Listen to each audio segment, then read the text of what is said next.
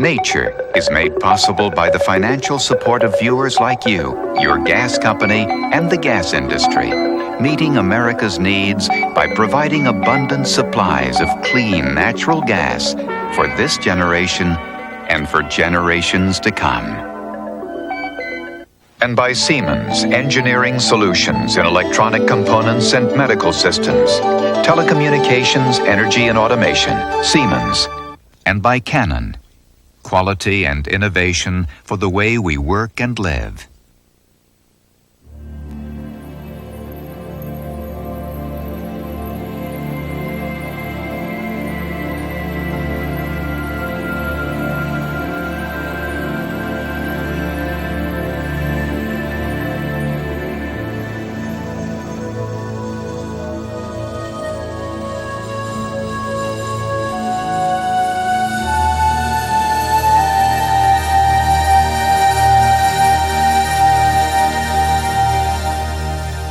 At the southern tip of South America, not far from Antarctica, is a land of extremes and contradictions, Patagonia. Glaciers and deserts, camels and penguins. This place combines the bizarre and the unlikely. Strange-looking giant hares called maras and herds of graceful camels known as guanacos share the arid scrubland. On the coast, a rich current nourishes fur seals, elephant seals, and sea lions, while killer whales patrol the shores, waiting for the unwary.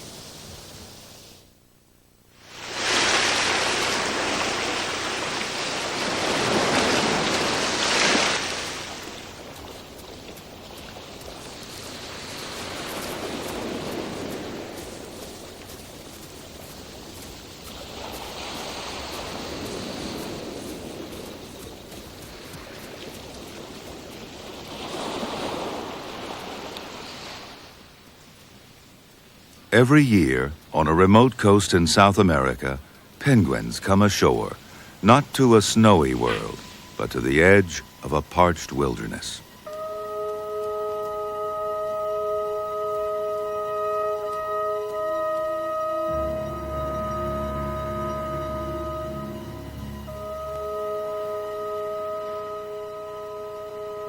A forgotten world, a world of marvels. Strange creatures have lived in this isolated region for millions of years.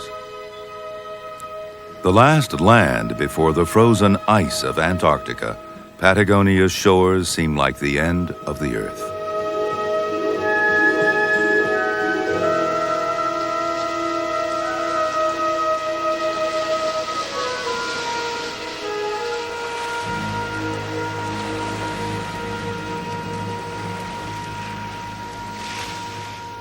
Springtime is high season in Patagonia, when thousands of Magellanic penguins head for the beach. The males arrive first. After reclaiming their nesting burrows, it's time for some spring cleaning.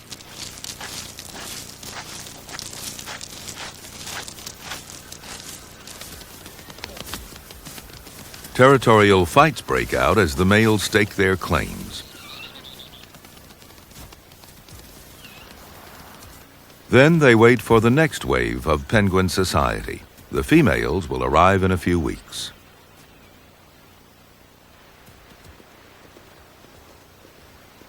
Inland, the full-time residents roam the arid hillsides. The guanacos, relatives of the camel, live side by side with penguins in this strange land called Patagonia.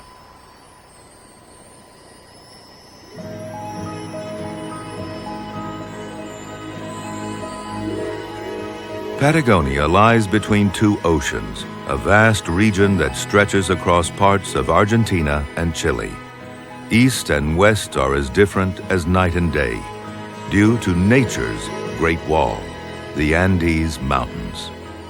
These towering peaks steal moisture from the ocean's winds, leaving an arid desert to the east. 250,000 square miles. These parched plains eventually meet the South Atlantic. Nearly 2,000 miles long, this rugged coastline is mostly uninhabited and undisturbed. Its secluded gulfs welcome some of the largest animals on Earth.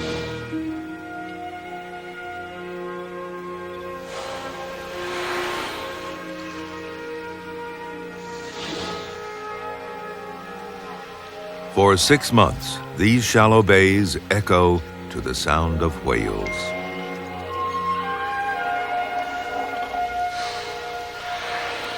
Who knows how many dawns have passed since the southern right whales first found the sanctuary. These gigantic mammals use these peaceful inlets to breed.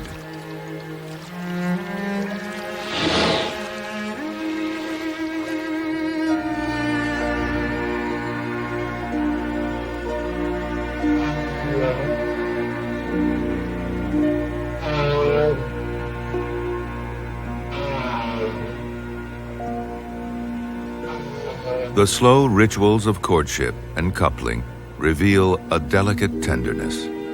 It's a mating of giants.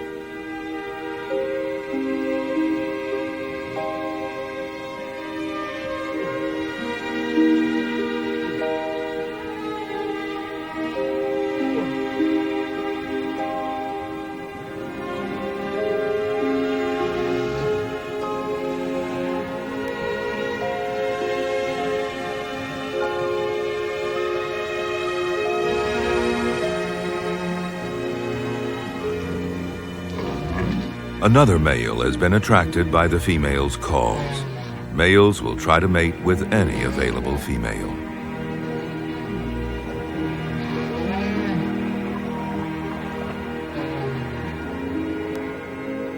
Sometimes the females don't cooperate, but in this case, she changes partners.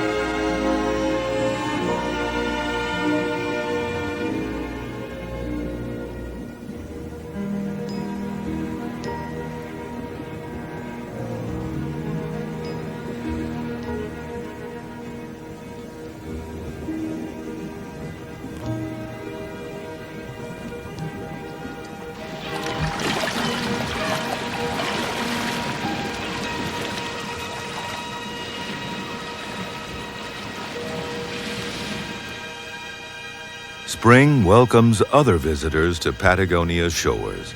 Southern elephant seals come here to breed and raise their young.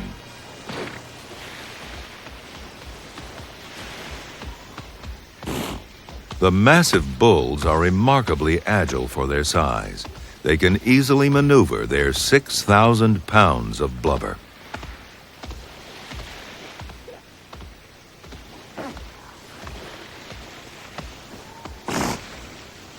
The dominant males acquire harems, which they constantly guard from subordinate males.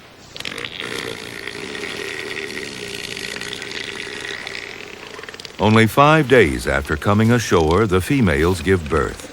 Their milk is rich in fat, and the pups quickly put on an insulating layer of blubber. The mother doesn't eat while nursing. She can lose as much as 700 pounds, while the pups put on nearly 20 pounds every day.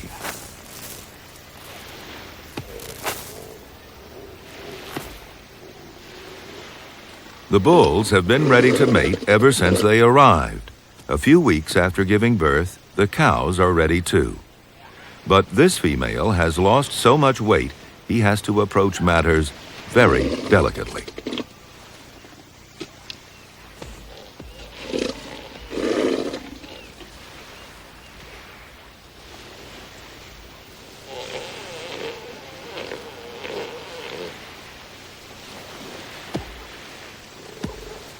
After mating, he still has to prevent her from wandering off. Fidelity is not part of elephant seal society.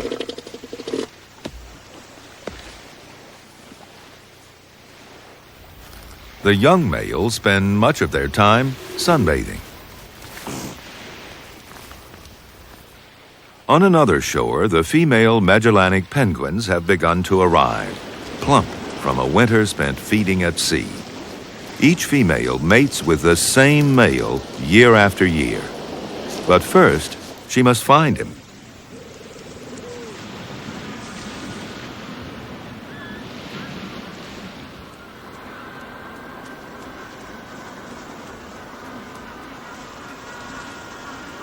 A raucous male fanfare greets the new arrivals.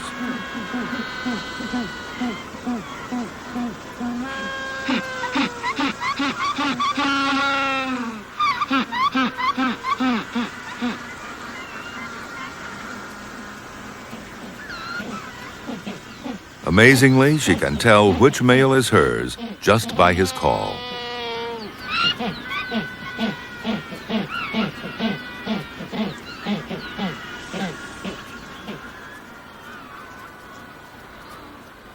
It's been perhaps 6 months since they've seen each other, and they must re-establish the pair bond.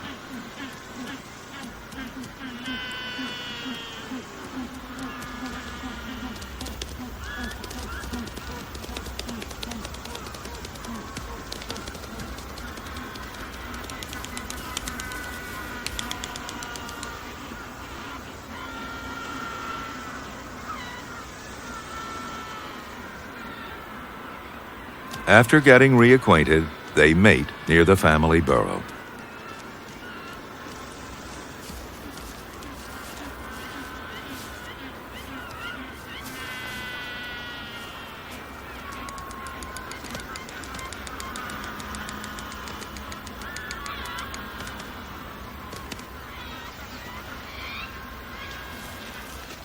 The neighbors are busy with their own preparations and take no notice of the mating pair.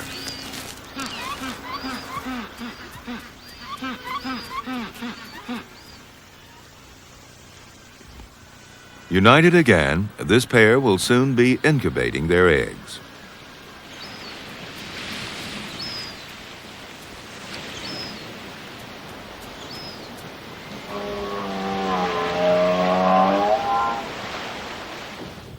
This mother already has a new addition. 1 year after mating, she returned here to give birth. Right whales are born huge, about 15 feet long. This one begins its life in the quiet bays of Patagonia, but it will need to become seaworthy soon before it returns with its mother to the cold Atlantic. Once upon a time, the ocean reached far into Patagonia. But 20 million years ago, this part of the continent began to rise. Patagonia slowly lifted out of the sea.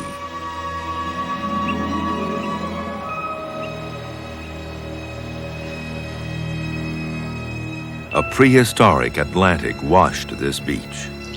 Now, only fossils remain.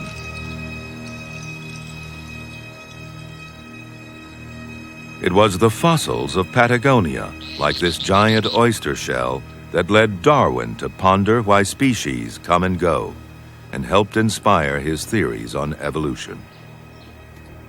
Huge creatures once lived here. Now the inhabitants are smaller, but just as odd.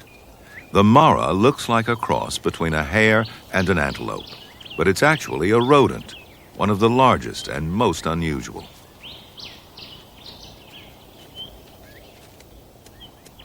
They feed on the short grasses of the dry scrub desert.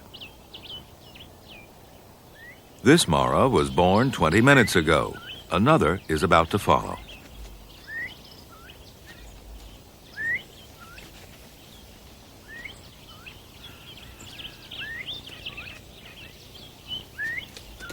Maras are monogamous, a rarity among mammals.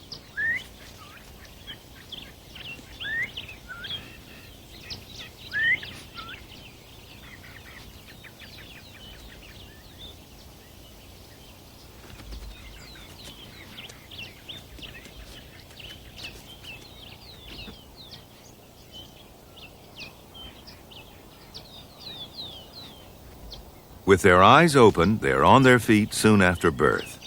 The mother will send them into a communal burrow, along with the young of several other parents. In this unusual system, the adults share the responsibility of protecting the young. One couple usually remains near the burrow. This couple is ready to feed its young. After the new mother leaves, they announce lunch. Often all the youngsters come out when they hear the call. They will try to suckle from any mother, but only their own will let them.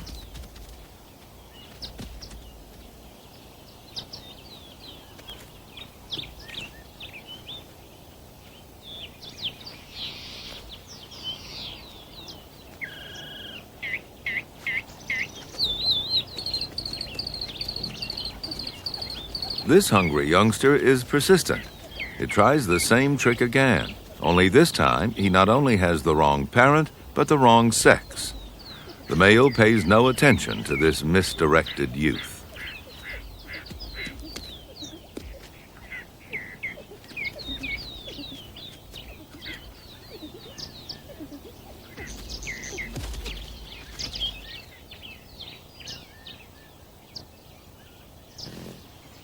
He tries once again, approaching another female with renewed hope. Finally, he finds his mother and his lunch.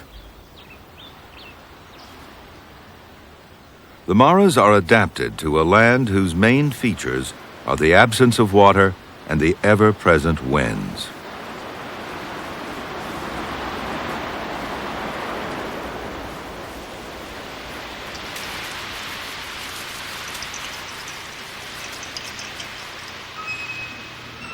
From the Andes to the Atlantic, the winds mold the land.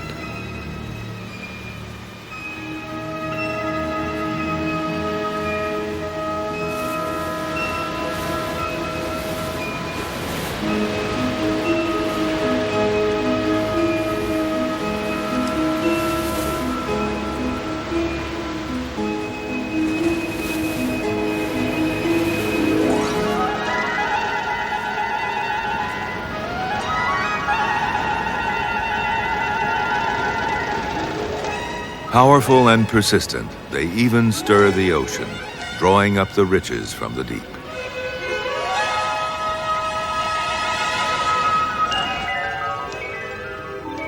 Anchovies fatten on plankton.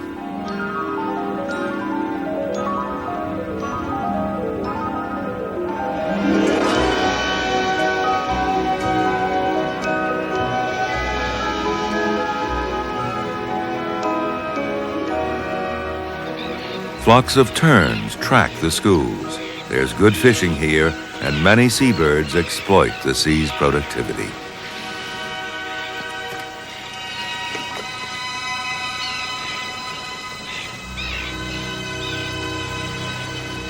In October, imperial cormorants nest practically on top of each other and squabble incessantly.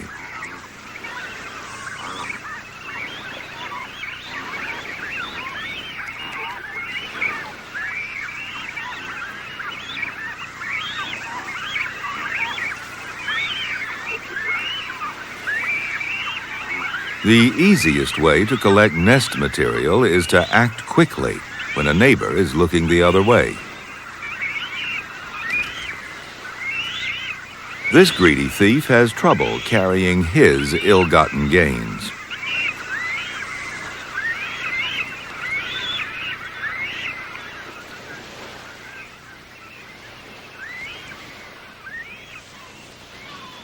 In the penguin colony, the mood is much more subdued. The adults need to stay put and incubate their eggs. This female is taking the first shift while her mate feeds at sea. At no time will the eggs be left unguarded.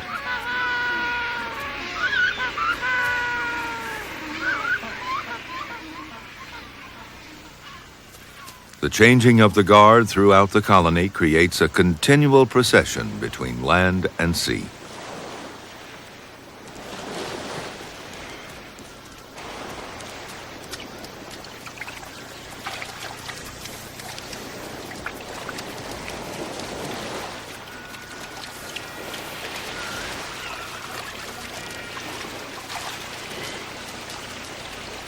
Finding water to drink in this arid land is easy for the penguins. They have a special gland to remove salt from seawater.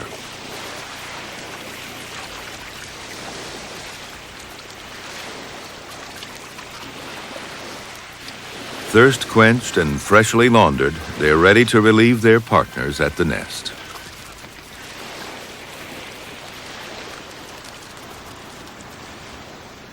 They leave the refreshing sea behind and take their turn in the wind and dust.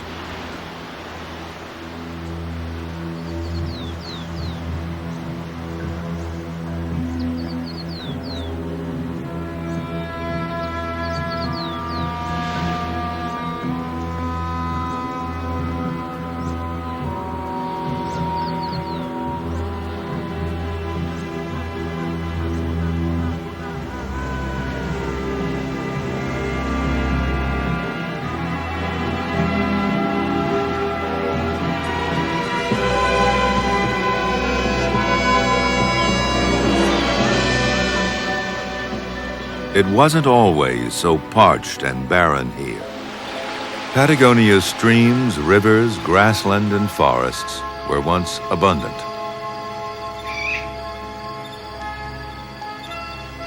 "20 million years ago, much of Patagonia looked like this, a wetter land, lush with trees, and home to some of the oddest animals that ever lived. It came to a cataclysmic end.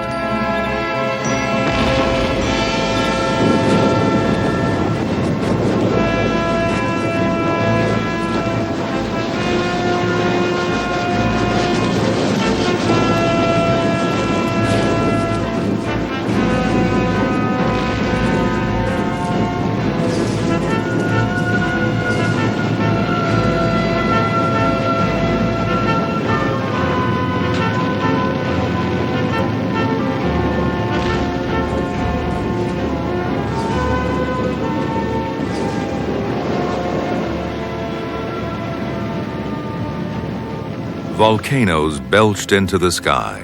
The Andes Mountains were born in fire.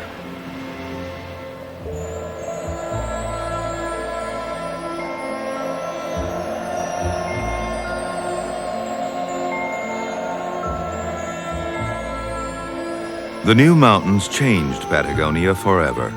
These giants of earth and rock steal rain from the clouds, sucking them dry before they reach the plains. This rain-shadowed desert is Patagonia's cruel inheritance from the birth of the Andes. The winds have uncovered Patagonia's past. Petrified trees were once witnesses to a land of forests.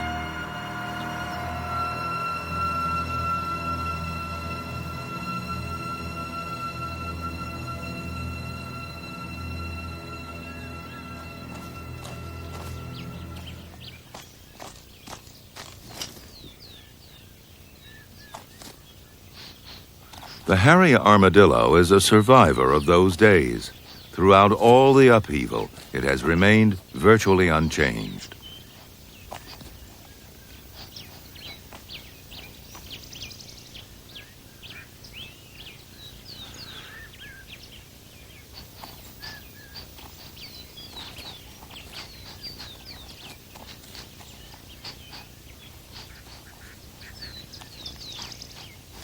Powerful claws and an acute sense of smell help them find food in the dry soil. They have the survival skills necessary for life in the desert. Armadillos have never been fussy about their diet. They'll eat anything. This and their protective coat of armor enable them to make a home in this harsh scrubland. Many species met their end as Patagonia changed, but the armadillo is still going strong. Few animals can survive here, except, as Darwin noted, the guanaco, which stood guard on the hilltop, a watchful sentinel over its herd. A species of llama, the guanacos live in groups, consisting of a male, several females, and their young. This group is enjoying a good dust bath, which helps remove insects from their thick coats.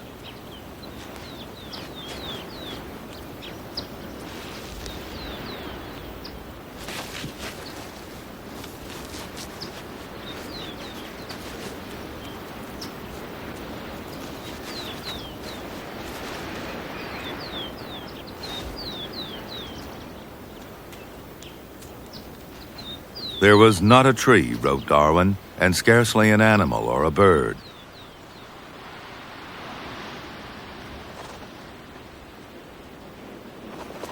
It's easy to see how he missed this one.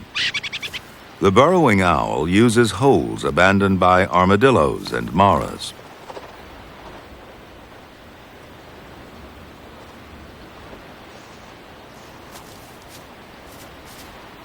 Her mate left a lizard for the chicks in the burrow.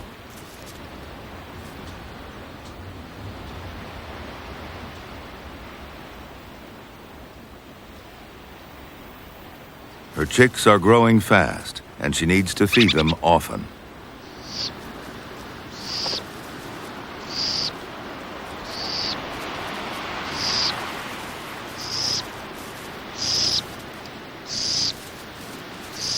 Only a few weeks from fledging, they use their leisure time to practice takeoffs.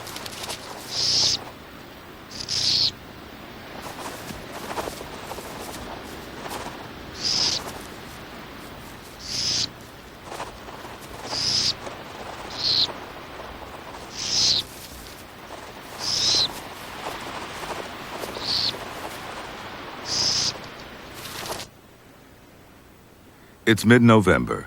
40 days have passed since the penguins laid their eggs. Down at the shore, new life is heard in the colony.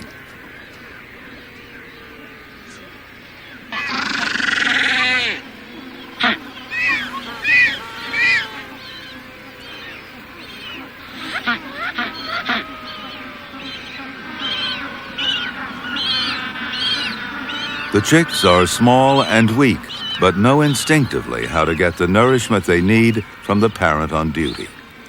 Partially digested fish and squid will fatten them up quickly.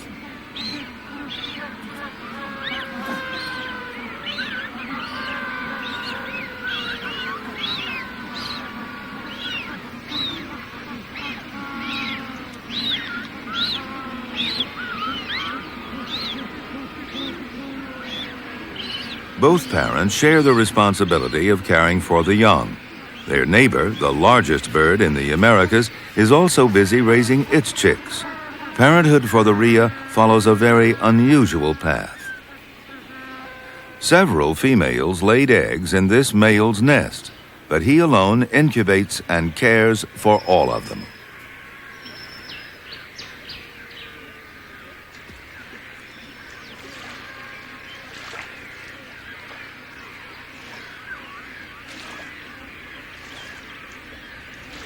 The young birds of various ages and sizes are quite a lot to handle.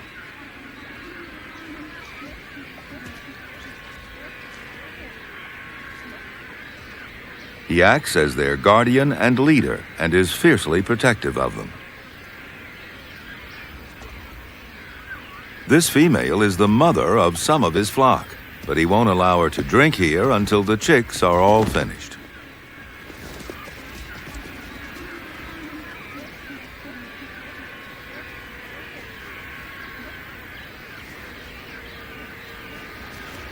The youngsters always keep an eye on the male.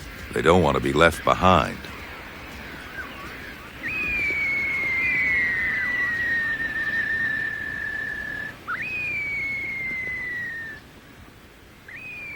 In Patagonia, at the bottom of the world, the seasons are opposite to those in the north. December is summertime, the season of intense heat. There's no shade, but the guanacos, like their camel relatives, are adapted to life in this arid place. Yearling males pushed out of their families by the dominant male form bachelor herds.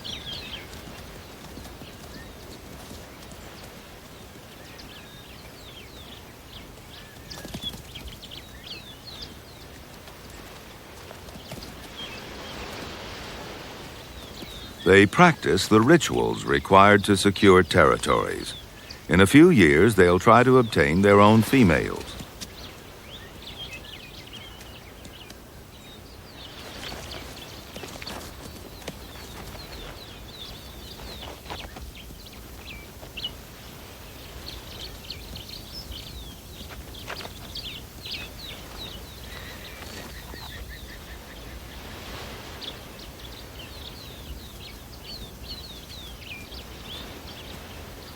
The young guanacos, called chulengos, are graceful and agile and naturally inquisitive.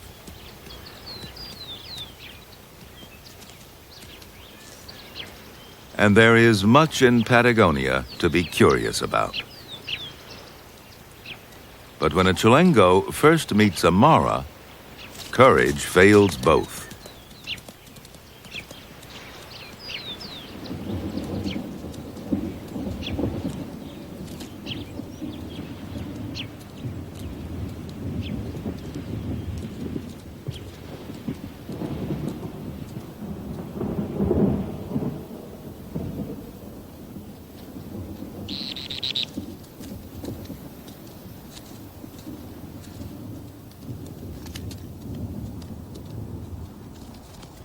Distant sounds hint at approaching rain, but that's only nature's tease. Patagonia's wind blows steadily offshore, keeping the summer storms at sea.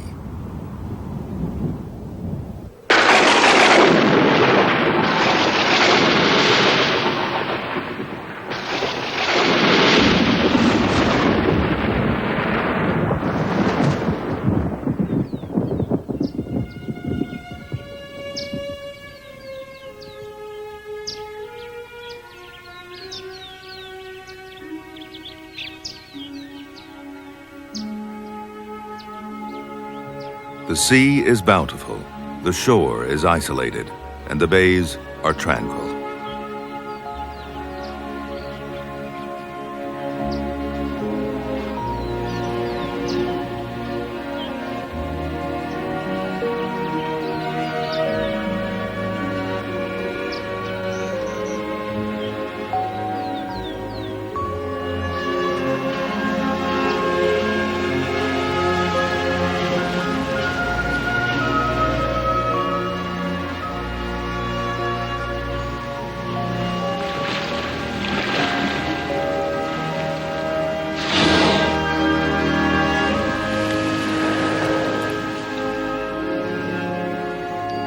Though whales and seals were once hunted here, they both return to this now safe haven every year.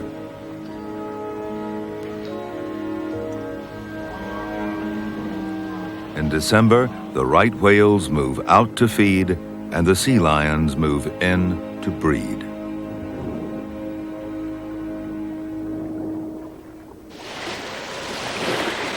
The southern sea lions are related to elephant seals and have a similar social system. A female attempts to join the other cows at the breeding site, but an eager male makes it very difficult. He tries to take possession of her even before she comes ashore.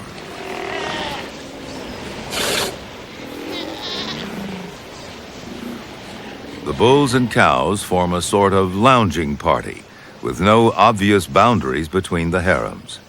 Even the newborn pups are squeezed in between them.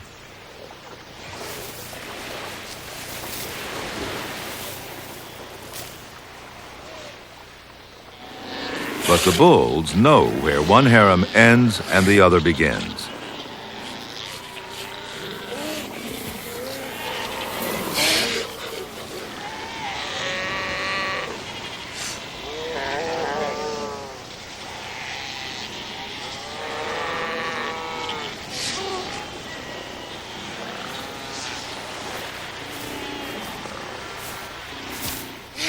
This youngster is lost.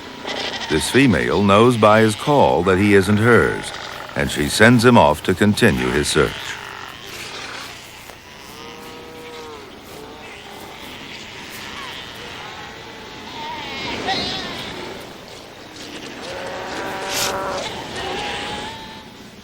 Males without a harem become frustrated as they watch the bulls and cows from the sidelines.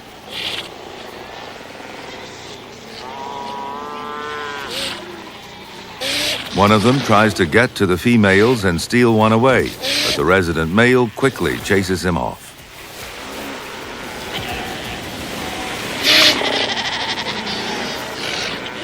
The young males eventually band together and make a concerted effort to gain access to the females.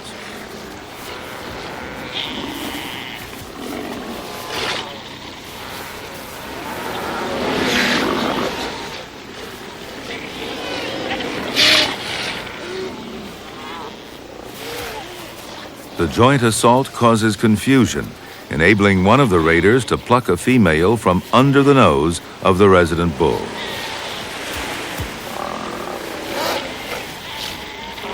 Teamwork has given some of the younger males the opportunity to breed.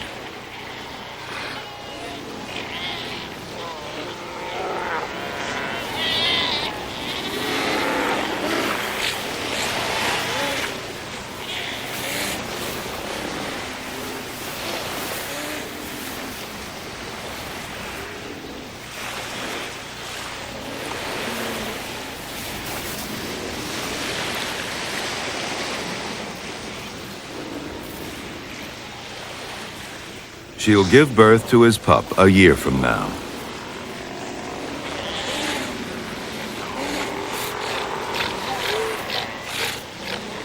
Many of the bachelors will be unable to mate this year. Some take out their frustration on those members of the colony they can boss around, the pups.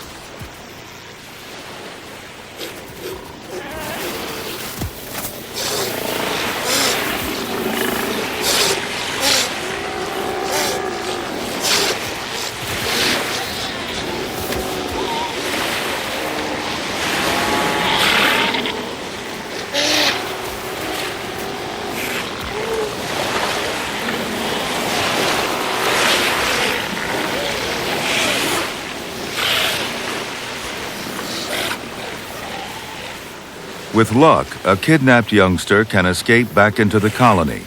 But this time, the male will not let up. This pup will not survive such extreme aggression.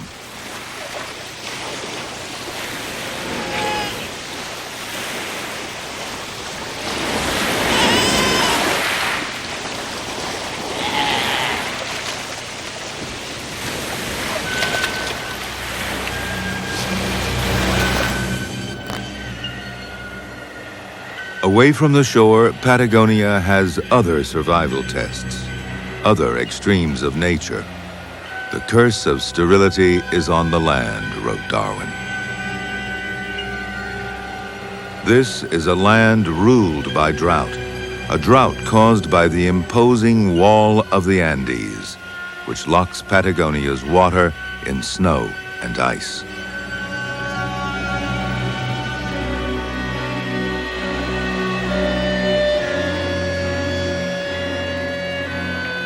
An ice cap smothers 9,000 square miles of the southern Andes.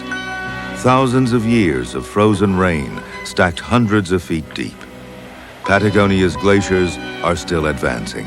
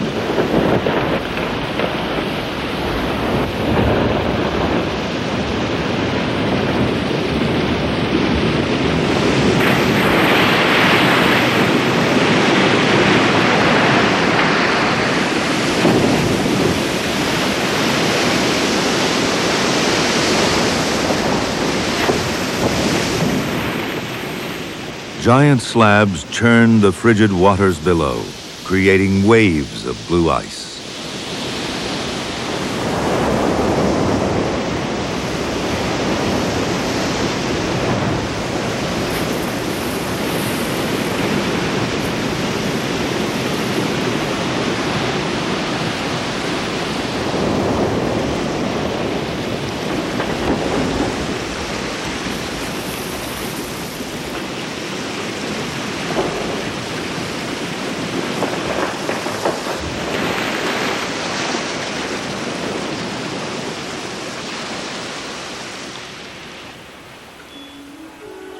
The melting icebergs release rainwater trapped by the Andes for millennia.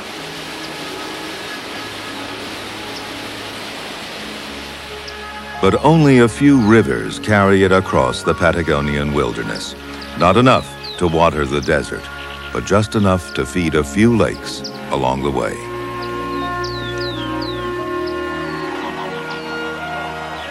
Chilean flamingos are drawn to such rare gifts from the Andes. They travel long distances to reach these remote lakes, reliable oases in the vast desert.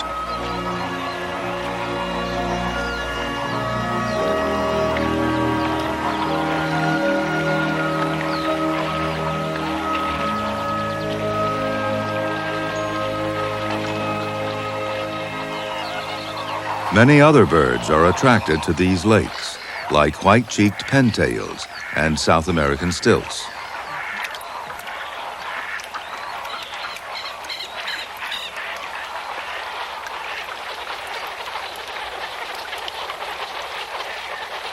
Wilson phalaropes work diligently to stir up insects with their feet.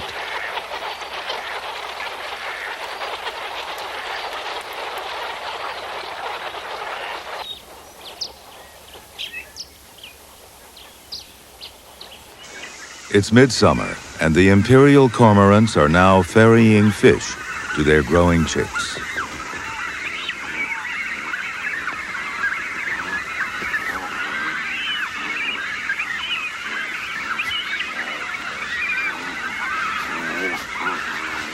Each one tries to push the other away from the parent in order to be fed first.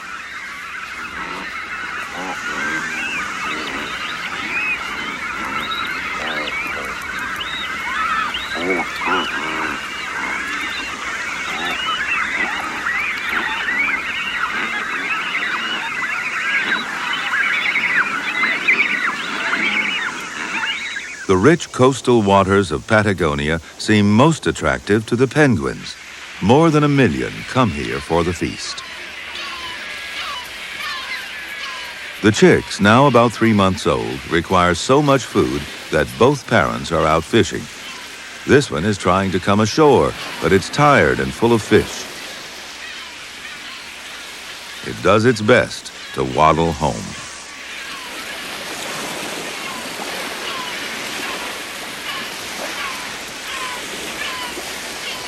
Its progress is hampered by thousands of last year's young. Their feathers are not yet fully waterproof, so they try to stay out of the cold water. They've gathered on a platform of soggy seaweed, where there seems to be at least one penguin too many.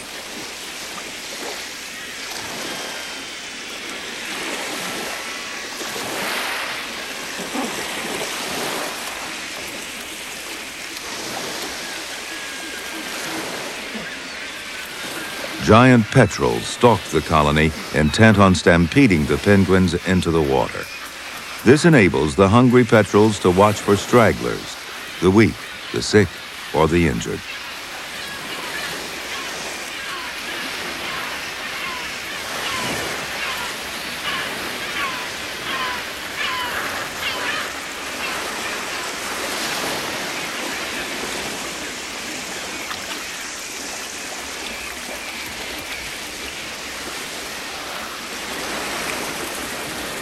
Also, by clearing the beach, dead penguins are revealed.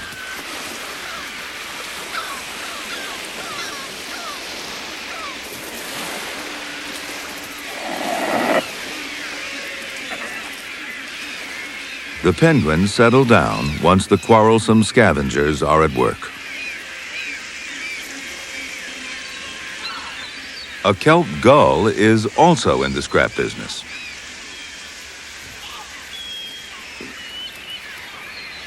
It's looking for a parent feeding its chick.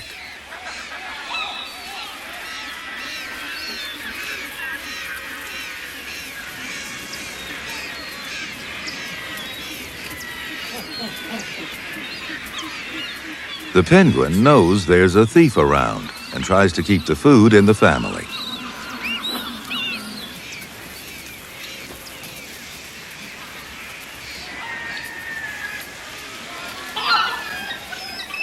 But the gull is quick as a pickpocket.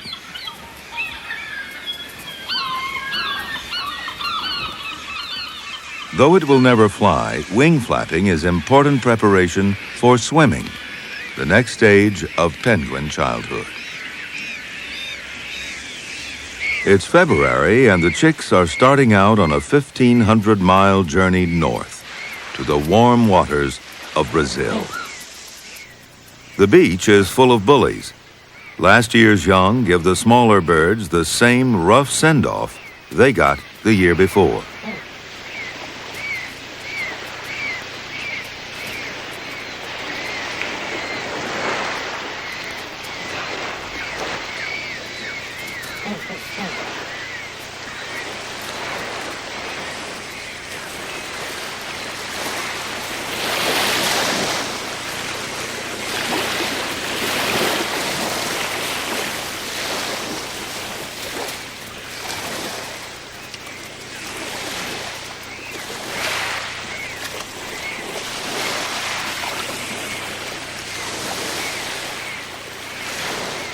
There's no turning back once he decides to take the plunge. The majority of the chicks won't reach their destination. Starvation is the biggest killer, but some are taken by predators like the giant petrels.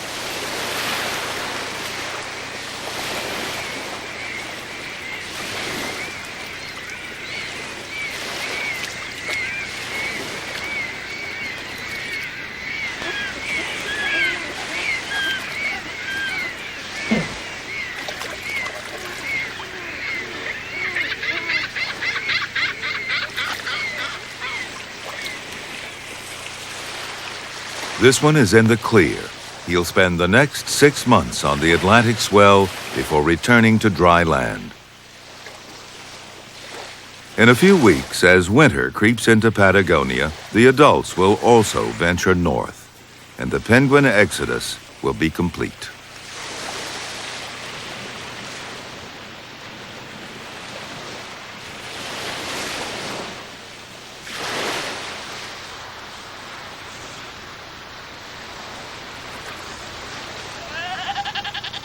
Sea lion pups also take their first dips at this time of the year.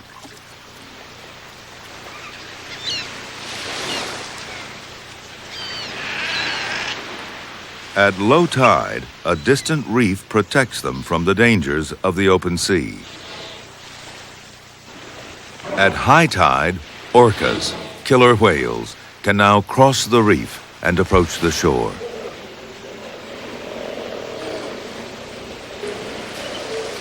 But for the playful sea lions, high tide means surf's up. They seem oblivious to the dark fin of a deadly enemy approaching in the distance.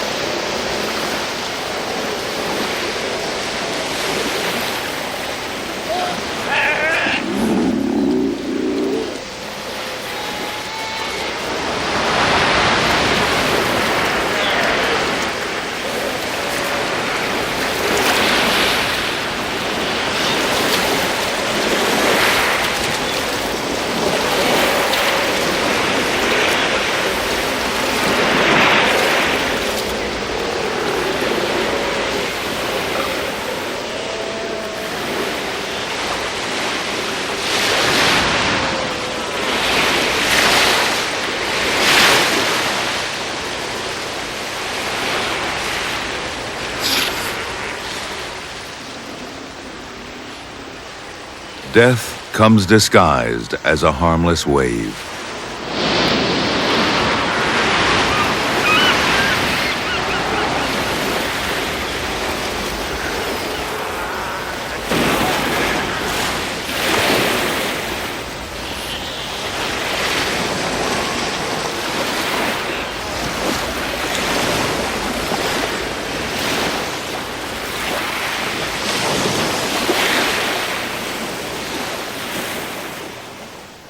Orcas are not the only predators that seem to toy with their prey before eating it, but they are rarely caught in the act. This behavior might be one way an adult teaches a calf how to capture and kill sea lions.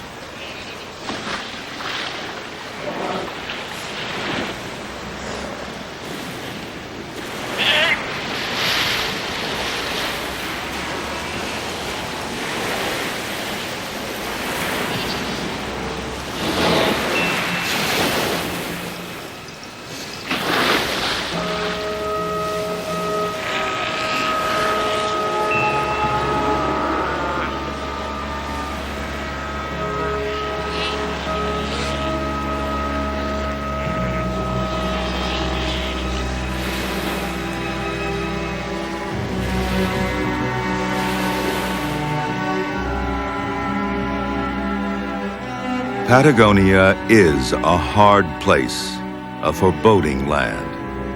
Darwin wrote, "All was stillness and desolation."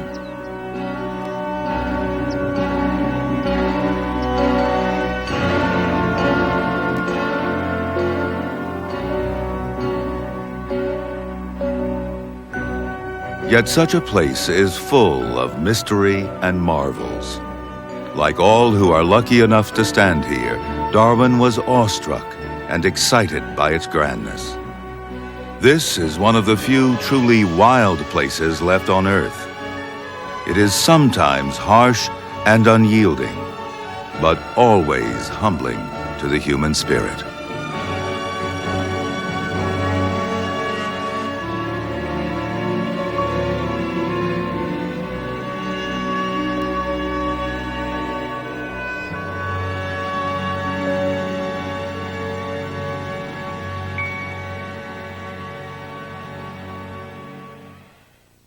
Nature is made possible by the financial support of viewers like you, and by Siemens Engineering Solutions in electronic components and medical systems, telecommunications, energy and automation, Siemens, and by Canon, quality and innovation for the way we work and live, and by the gas industry, helping provide cleaner air with clean gas energy.